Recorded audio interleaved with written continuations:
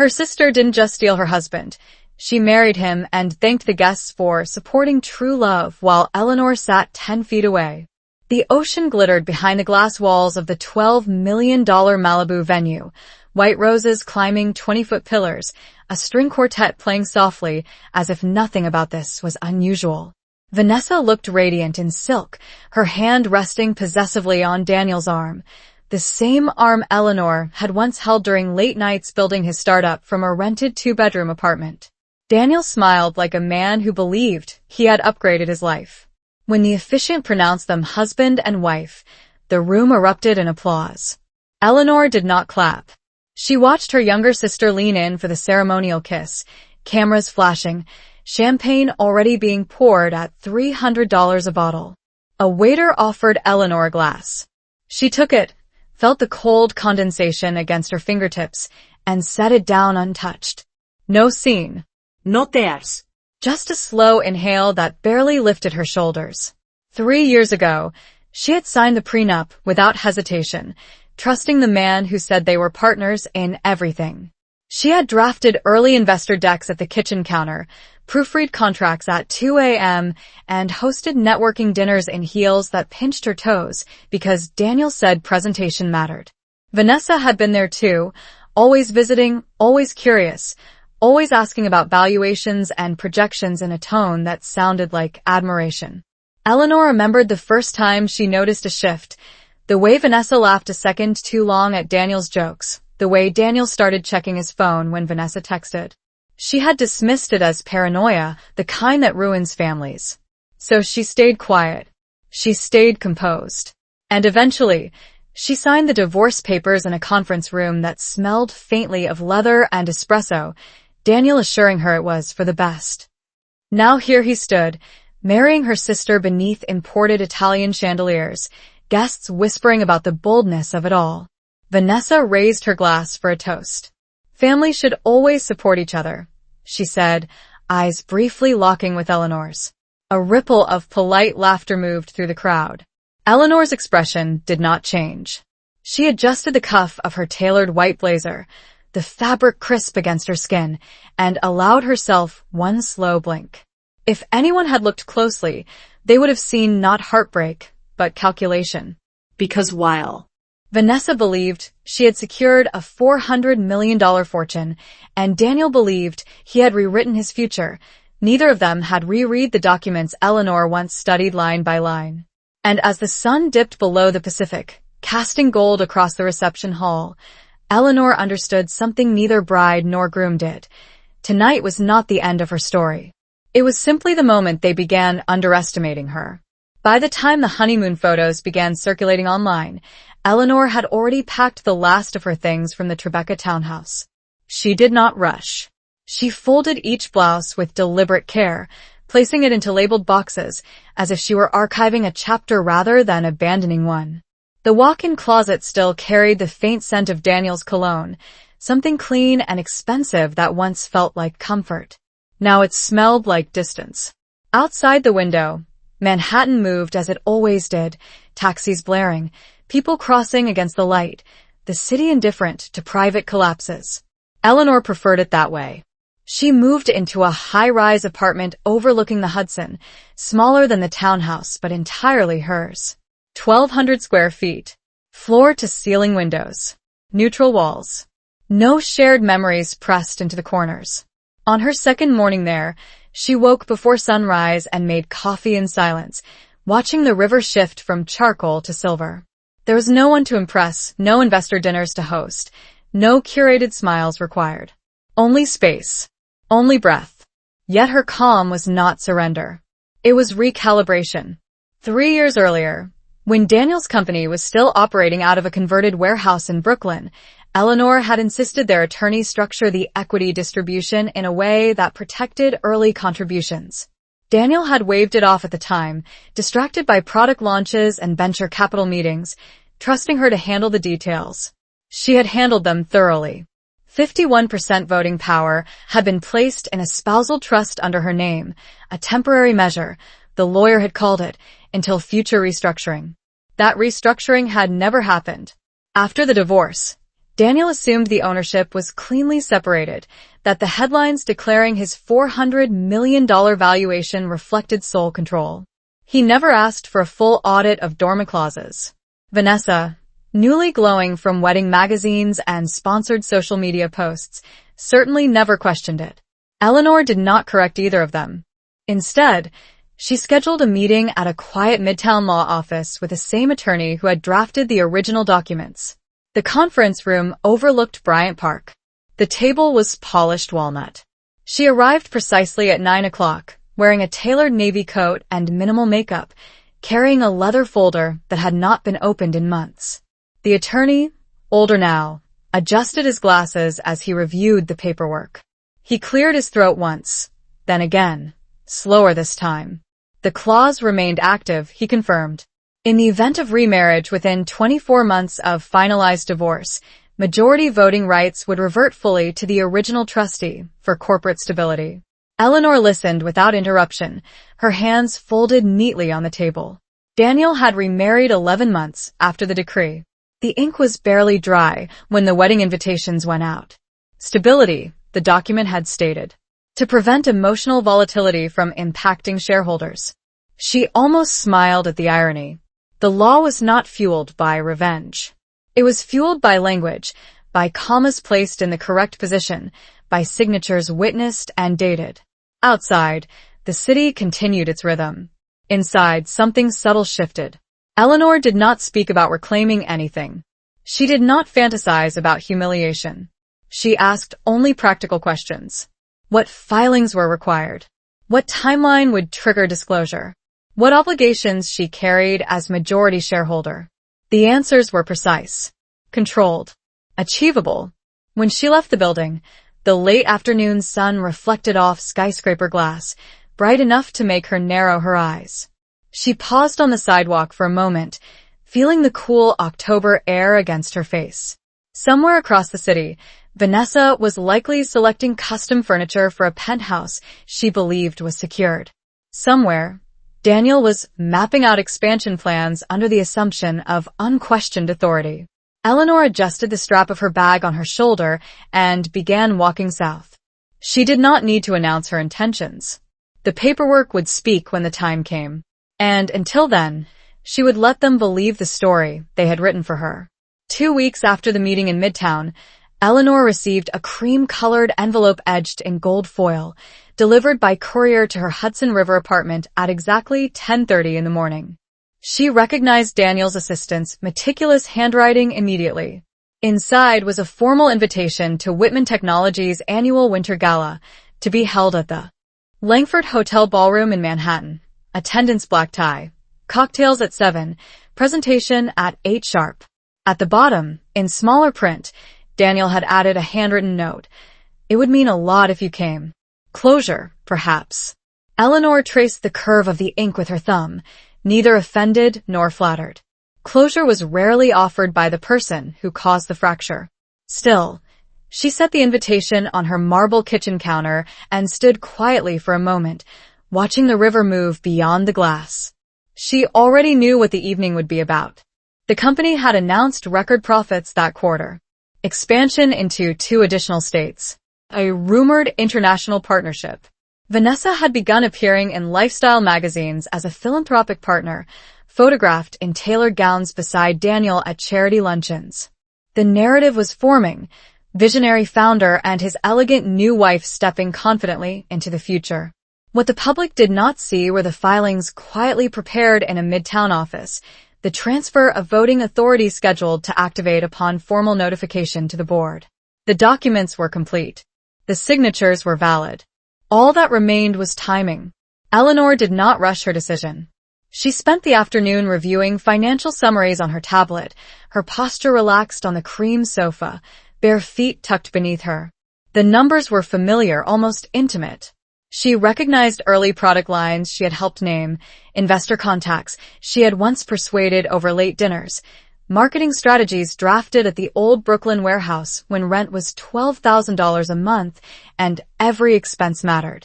She remembered believing that loyalty would be repaid with loyalty. Now she understood that protection required foresight, not sentiment. That evening, she called her attorney and confirmed the sequence. Formal notice would be delivered during the board presentation segment of the gala, once Daniel publicly outlined strategic leadership changes. It was lawful. It was procedural. It was precise.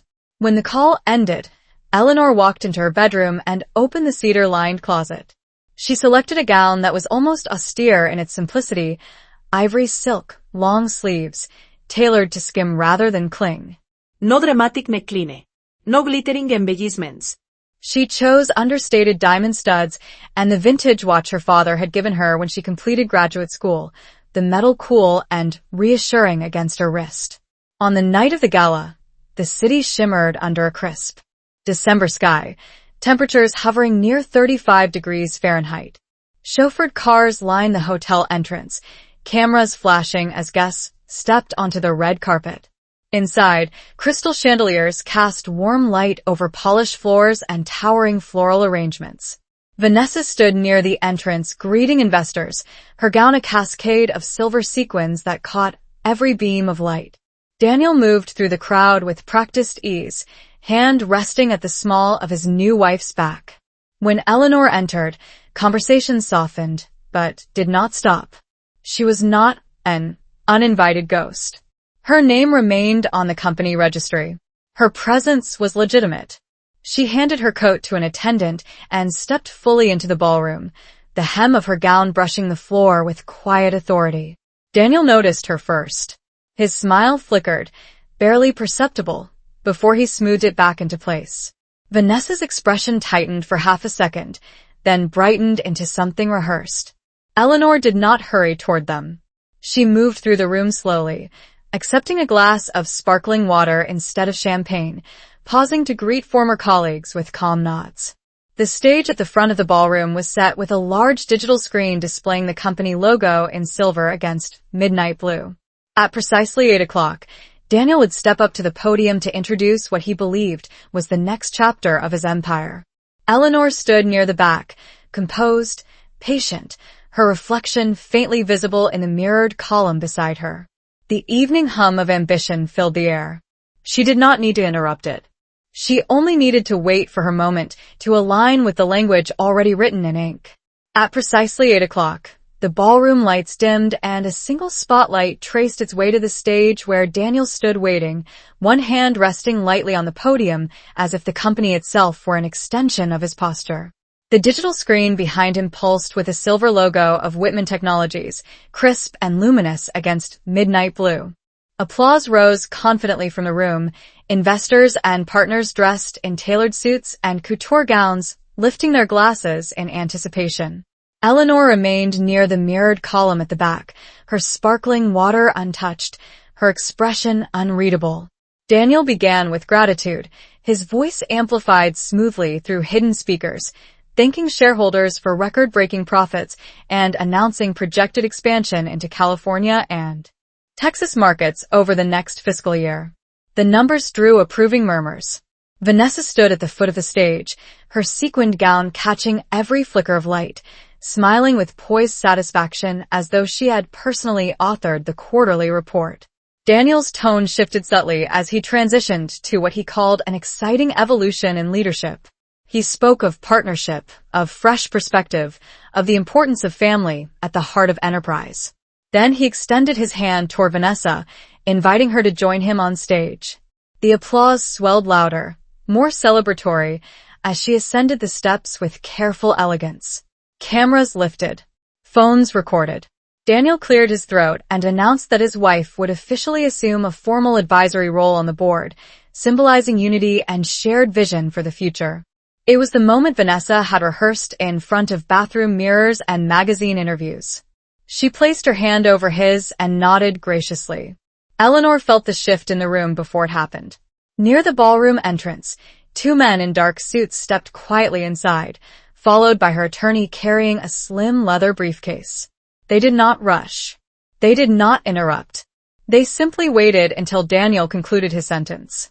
Then the lead counsel approached the stage with measured steps and handed a sealed document to the event coordinator, who glanced at the contents and hesitated only a second before nodding toward the technical team. The digital screen behind Daniel flickered. The company logo dissolved into a formal notice header bearing the corporate seal. Confusion rippled across the audience in whispers. Daniel turned slightly, brows tightening as he read the projected text. Vanessa's smile faltered, almost imperceptibly. The notice outlined a clause embedded within the original spousal trust agreement, activated upon remarriage within 24 months of divorce.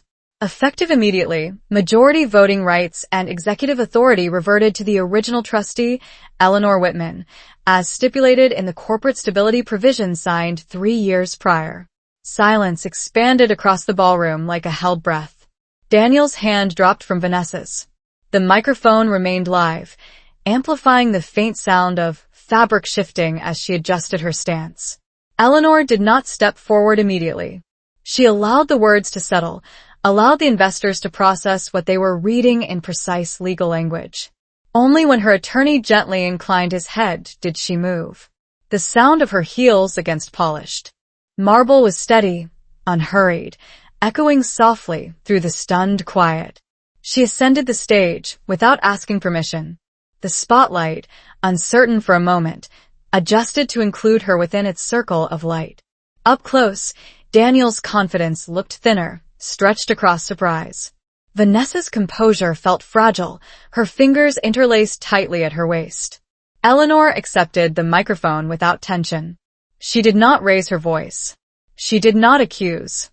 She simply acknowledged the board, thanked the shareholders for their continued trust, and confirmed that the transition would be handled with professionalism and transparency. The authority in her tone did not demand belief. It assumed it. In the front row, an investor began to clap, slowly at first, then more decisively. The sound spread, not jubilant, but respectful. Daniel stepped back half a pace, instinctively conceding space. Vanessa lowered her gaze toward the glowing floor. Eleanor stood centered beneath the chandelier light, ivory silk catching a soft sheen, the vintage watch at her wrist reflecting a quiet glint. She had not interrupted their celebration. She had redefined it. And as the applause stabilized into a steady rhythm, the balance of power shifted without a single raised voice. The applause did not erupt into celebration. It settled into something measured, almost cautious, as Eleanor stepped away from the microphone and allowed the board members to approach her instead of the other way around. Investors who had once shaken Daniel's hand with unquestioned loyalty now redirected their attention with professional fluidity, offering congratulations in low, controlled tones. The ballroom still shimmered with crystal and candlelight, but the energy had shifted from spectacle to strategy. Daniel remained near the podium, jaw tight, eyes fixed on the legal notice still glowing behind him. Vanessa stood beside him, posture straight, yet strangely diminished, her silver gown suddenly looking less like triumph and more like costume. Eleanor did not look at either of them. She accepted a tablet from her attorney and signed the preliminary transfer acknowledgement with steady handwriting, the movement small but definitive. Within minutes, members of the executive team began gathering near her, asking practical questions about continuity, upcoming product launches, and investor communications. She answered calmly, referencing timelines and quarterly objectives with the ease of someone who had once built those projections herself. There was no gloating in her tone, no lingering satisfaction. Only clarity. After the formalities concluded, Eleanor stepped off the stage and moved toward a quieter corner of the ballroom where tall windows overlooked the Manhattan skyline. Snow had begun to fall lightly, soft flakes drifting past the glass under the amber glow of streetlights. She watched the city for a moment, allowing the gravity of the shift to settle internally rather than theatrically. Footsteps approached behind her. Daniel's reflection appeared first in the window before his voice followed, lower than usual, stripped of public bravado. He asked how long she had known. She turned slowly, meeting his gaze without hostility. Long enough, she replied evenly, to ensure stability. He searched her face for something resembling anger, perhaps even vindication, but found neither. Vanessa joined them moments later, her composure carefully reconstructed, asking whether this was necessary, whether it could be discussed privately.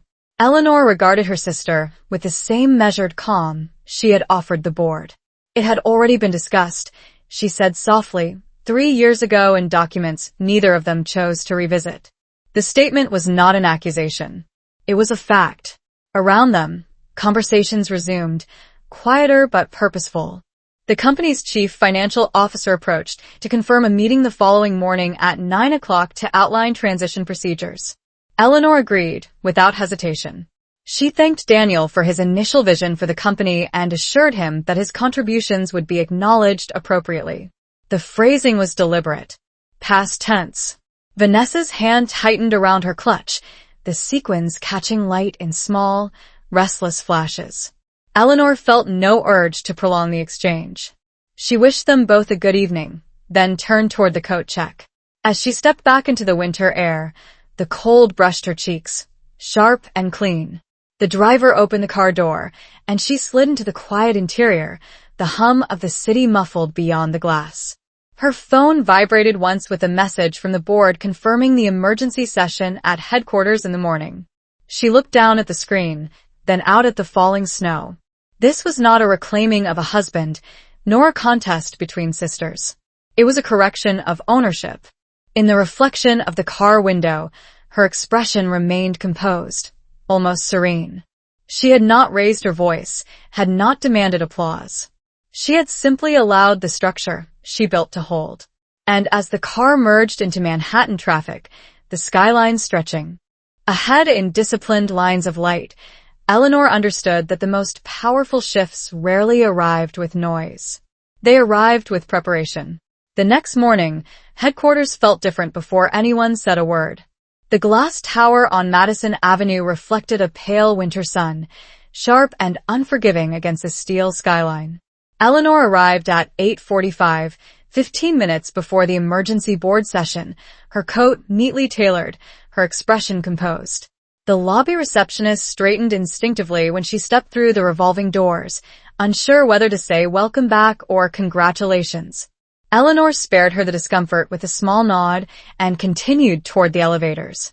The executive floor, once Daniel's domain, carried the faint scent of roasted coffee and polished wood. Assistants moved more quietly than usual, voices lowered, screens glowing with internal emails that had circulated through the night. Majority shareholder confirmed. Leadership review pending. Strategic reassessment scheduled. Words that sounded clinical, almost detached, yet carried weight heavier than celebration. In the boardroom, 12 leather chairs framed a long walnut table overlooking the city. Eleanor took the seat at the head without hesitation. It was not a gesture of dominance. It was procedural accuracy. When Daniel entered, he paused half a second at the doorway before choosing a chair along the side. Vanessa did not attend. She had no official standing. The absence was noticeable. The meeting began precisely at 9 o'clock. The chief legal officer summarized the activation of the trust clause, outlining its enforceability and compliance with state corporate law. No one challenged the validity. The language was airtight. The chief financial officer then reviewed liquidity positions and pending investor calls, glancing toward Eleanor for confirmation on direction. She listened fully before speaking, fingers lightly resting on the table's edge. Her voice carried evenly, neither raised nor hesitant. She stated that the company's growth strategy would remain intact but governance would shift toward a more structured executive committee model. Stability was the priority. Reputation required steadiness, not spectacle. Daniel watched her as though seeing a version he had once known but underestimated. When she addressed him directly, it was without accusation. She acknowledged his role in building the brand and proposed a transition into a strategic advisory capacity rather than day-to-day control. The offer was not punitive. It was balanced. The board members exchanged brief glances, then nodded in agreement. By 10:30, the resolution had been recorded. Eleanor Whitman was formally instated as Chief Executive Officer and Controlling Chair. The motion passed unanimously. Outside the conference room, news outlets had already begun updating digital headlines. Corporate shift at Whitman Technologies. Leadership realignment following internal clause activation. The language remained polite. No scandal. No chaos. Just fact. After the meeting, Eleanor stepped into the former executive office, floor-to-ceiling windows framing Central Park in winter stillness. The desk remained exactly as Daniel had left it, papers aligned, a framed photograph of him and Vanessa at their wedding positioned near the monitor. Eleanor regarded the photograph briefly before setting it face down without comment. She removed her gloves and placed her leather folder on the desk, then opened the blinds slightly wider, letting more light into the room. It was not about erasing the past. It was about redefining the present. Her phone vibrated with a message from her attorney confirming all filings had been accepted. She responded with a single acknowledgement. Across town, Vanessa would be learning that certain accounts were frozen pending governance review. Not seized. Not revoked. Reviewed. Precision mattered. Eleanor walked to the window and watched pedestrians move like disciplined lines of purpose below. She did not feel triumph. She felt alignment. Years earlier, she had built structures meant to protect the company from instability. Those structures had now protected her. In the reflection of the glass, she saw a woman no longer positioned behind ambition, but standing at its center. She did not reclaim a marriage. She reclaimed authority. And as the city carried on beneath her, indifferent yet immense, Eleanor understood that composure had done what confrontation never could. The first week under Eleanor's leadership did not arrive with chaos. It arrived with calendars. Meetings stacked from 8 in the morning until early evening, investor calls recalibrated, internal memos rewritten with precise language that removed ego and emphasized structure. The executive office no longer felt like a monument to one man's ambition. It felt functional, efficient. The framed wedding photograph that once faced the desk remained inside a drawer, not discarded, simply out of sight. Headlines continued to circulate, analysts debating whether the transition would strengthen or destabilize the company. Stock prices dipped slightly on the first day, then corrected by the end of the week as confidence settled. Stability, as she had said, required steadiness. On Friday afternoon, Daniel requested a private meeting. The message was brief and formal. Eleanor approved it without hesitation. He entered her office at 3 o'clock sharp, dressed impeccably as always, though something in his posture had shifted. Pride was still there, but it carried weight now. He remained standing until she gestured toward the chair opposite her desk. For a moment, neither spoke. Outside the windows, Central Park stretched in winter stillness, branches bare against a pale sky. Daniel finally asked whether this was about punishment. Eleanor regarded him quietly, fingers resting on the polished wood. Punishment implied emotion. She replied evenly. This was governance. He exhaled slowly, as though the distinction unsettled him more than anger would have. He spoke of reputation, of what investors might assume about internal conflict. She listened without interruption. When he finished, she clarified that his advisory role would preserve continuity while protecting shareholder interests. It was not exile. It was boundary. He studied her face, perhaps searching for the woman who once waited up during product launches, who once defended his decisions at board dinners. That woman had not disappeared. She had evolved. The meeting ended without raised voices. When he stood to leave, he paused at the doorway, as if expecting a final accusation. None came. Later that evening, Eleanor's phone vibrated with a different name. Vanessa. The call went unanswered. A voicemail followed, her sister's tone tight, controlled but strained, asking how this could be undone, suggesting that family should not operate through legal maneuvers. Eleanor listened once, then saved the message without reply. Family had been invoked before, at a beachside wedding beneath imported chandeliers. The word had sounded decorative then. Now it sounded strategic. Over the weekend, Eleanor visited her parents' house in Connecticut, a quiet colonial home with a wraparound porch and frost edging the lawn. Her mother poured tea into delicate porcelain cups, studying her daughter's expression with careful concern. No one mentioned headlines directly, yet the weight of them hovered in the air. Eleanor spoke gently about the company's future, about restructuring and long-term sustainability. She did not speak about betrayal. Outside, wind moved through bare trees with a low whisper. On Sunday evening, as she drove back toward Manhattan, the skyline appeared gradually over the bridge, illuminated against the darkening sky. She felt no urgency to prove anything further. The transfer of authority had been completed. The board stood aligned. The narrative was stabilizing. On Monday morning, an internal announcement introduced a new strategic initiative under her direction, focusing on long-term research and ethical expansion. Employees responded with cautious optimism. Some had once doubted her presence in early years, assuming she was merely supportive rather than structural. Now they saw the architecture she had designed quietly behind the scenes.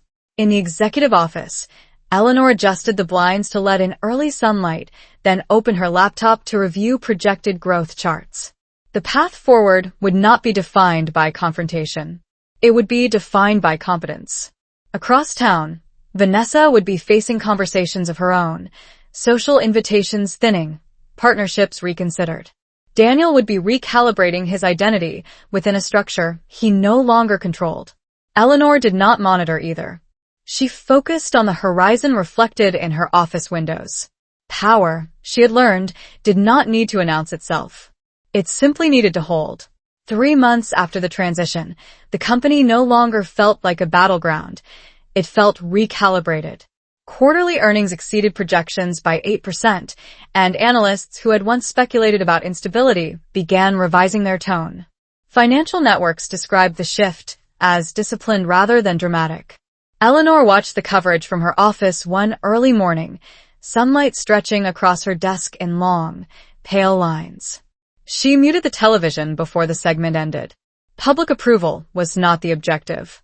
Sustainability was. Still, the stability carried a quiet message that did not require her to speak it aloud. Invitations returned, this time addressed to her directly. Industry conferences requested keynote appearances. A technology summit in San Francisco asked her to headline a discussion on governance and long-term vision. She accepted selectively, never chasing visibility, but allowing it when it aligned with purpose. On the evening of the summit, she stood on a stage overlooking a ballroom filled with founders, investors, and policy leaders. Her ivory blazer contrasted against the deep blue backdrop, understated but deliberate. She spoke about foresight, about building structures that endure beyond personality. She did not reference betrayal. She did not mention personal history. Yet every sentence carried the weight of lived experience. In Manhattan, Daniel watched a clip of her speech circulate online. The advisory role he now occupied kept him within the company's orbit, but at a measurable distance from authority. He had adjusted outwardly, attending meetings, offering insights when requested. Privately, he confronted a new reality. The architecture he once overlooked had been designed by the woman he underestimated. Vanessa's presence in public life had grown quieter. Invitations that once arrived weekly slowed to occasional formalities. Brands that had courted her visibility redirected their partnerships toward stability. Appearances without substance rarely endure. One afternoon, she arrived unannounced at headquarters, requesting to see her sister. Security notified Eleanor discreetly. There was no scene in the lobby, only a polite insistence that she had a right to conversation. Eleanor considered for a moment before approving a brief meeting. Vanessa entered the executive office wearing muted tones, no longer sequins, but soft gray wool. The room felt larger than it had months earlier, not because of its dimensions but because of its balance.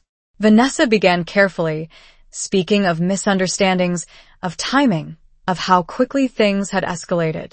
Eleanor listened with the same composure she had offered investors and attorneys. When Vanessa asked whether the decision could be reconsidered, whether influence might be restored in some capacity, Eleanor responded without hostility. Influence, she explained gently, is not granted through proximity. It is earned through contribution. The words were not sharp. They were steady. Vanessa's gaze dropped briefly, recognition flickering across her features. For the first time, there was no performance. Only awareness. The meeting ended without raised voices. No reconciliation, no dramatic exit. Just clarity. That evening, as Eleanor reviewed final drafts of the upcoming annual report, She paused at the section outlining corporate governance reforms. Her name appeared at the top of the leadership chart, aligned cleanly above departments she once helped build in shadow. She did not linger on it. Instead, she adjusted a paragraph emphasizing ethical oversight and long-term accountability. Precision mattered more than prominence. Weeks later, during the company's annual shareholder assembly, Eleanor stood once again beneath chandelier light, this time without surprise announcements or flickering screens. The room was attentive, steady.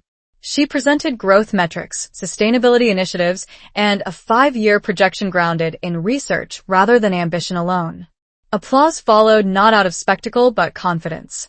Daniel remained seated among the executive advisors, composed, observing the cadence she carried naturally. Vanessa did not attend. When the meeting concluded, investors approached Eleanor not with curiosity but trust. The company's valuation stabilized above its previous peak. The narrative had shifted permanently.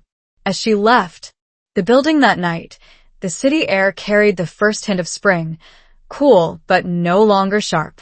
She paused briefly on the steps, watching headlights move in orderly streams along Madison Avenue. The path ahead felt expansive, not because she had defeated anyone, but because she had anchored herself fully within what she built. Power no longer felt reactive. It felt integrated.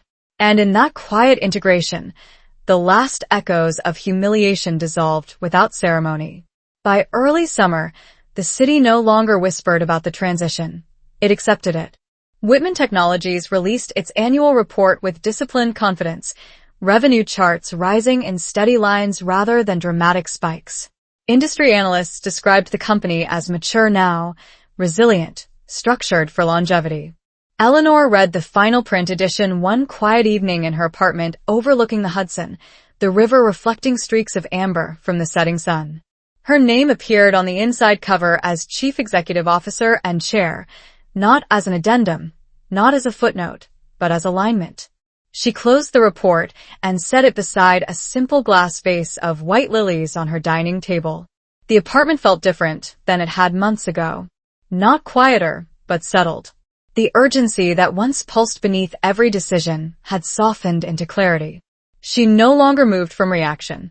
She moved from design. Daniel adjusted to his advisory role with practiced professionalism. He attended strategic briefings, contributed when invited, and maintained a public posture of unity.